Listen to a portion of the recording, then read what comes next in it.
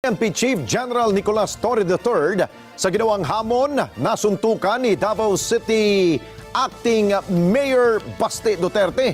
At ayon sa General, maaari umano nila itong gawin sa isang charity boxing match para sa mga naapektuhan na nagdaang kalamidad. Matutuloy kaya to? Aabangan ba natin to? Kunin natin ang report ni Mar Gabriel.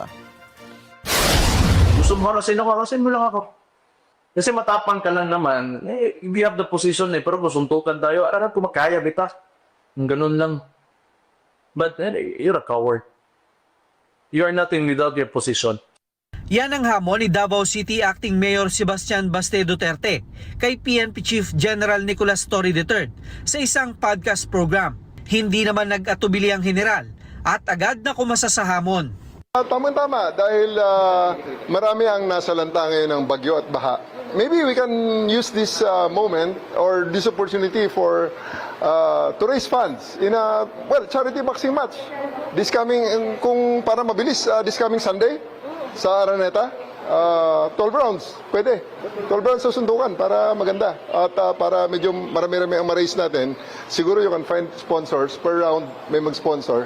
Paliwanag ng general, hindi niya pinepersonal ang hamon ni Mayor Baste. Nakita niya lang daw itong isang magandang oportunidad para makatulong sa mga naapektuhan ng nagdaang kalamidad sa bansa. Naghamon siya ng suntukan. And sa atin naman, whether he's serious or not, sa atin, let's just put this on a better use. Kung yan ang gusto niya, madaling pagbigyan yan, boxing na lang para madaling iset up. At gawin natin this coming Sunday, 9 o'clock. I'll be there in Araneta.